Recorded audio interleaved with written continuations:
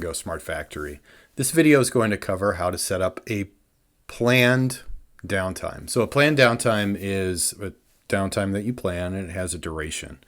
What's really cool about this is you can have a countdown timer while, that. Hi, this is Brian from Mingo Smart Factory, and in this video we're going to cover how to set up a planned downtime. So essentially a downtime that has a planned duration. There's a couple different ways to do this. One can just be, hey, I have a changeover and that changeover should take this long and I want to track that. The other way to do it is you can have any other kind of downtime that has a planned duration.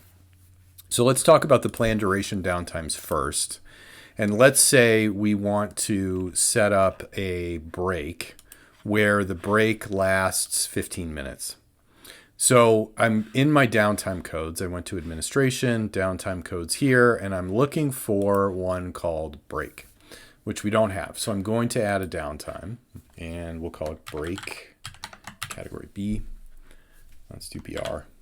And we'll make it planned and hit confirm. Okay, so now we have a break right here. So now I want to assign a specific duration for that break to either one of my facilities, one of my machines, or one of my departments. This setup works through our hierarchy, which means you can set that planned duration either on a facility level, a department, or a machine level. So for example, if in my Chicago facility, I wanted to say all breaks are 15 minutes. So I could assign a downtime code here called break, which we already set up. That downtime has a planned duration of 15 minutes, and we hit update.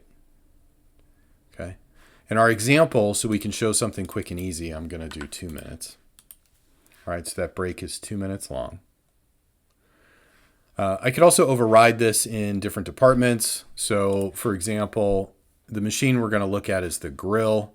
And in this department, we have this main department in our Chi-Town Burgers location. And I could add that here and I could override it if I want to. So the idea is that you set the defaults at the facility level and then you can override it at the department or the individual machine level. That's the hierarchy. So now if I go over to my grill, and let's say I want to manually start a downtime. This could be automatic as well. So it could be triggered by data coming from the machine. But let's say we're going to go on break and we're just going to hit start. So now we have our break. It is blue, which means it's planned. And we're counting down 2 minutes. And you can also see here if you want to show the column and show downtime type, you can see that that's planned. Okay. So we're going to wait here for 2 minutes. We'll skip ahead in the video, but we'll wait here for 2 minutes and then see how it changes from blue to red, basically changing from planned to unplanned downtime. So now we're counting down the end of the break, 3, 2, 1. And now in just a second, it's going to flip from planned to unplanned. There we go. So now it's counting up and it's red. So you can see that it is unplanned. We can see that break right here. So this is how to set up planned downtime durations, which you can do with any downtime. And then you can also choose whether or not it switches from planned to unplanned. So you can track any of those overruns separately.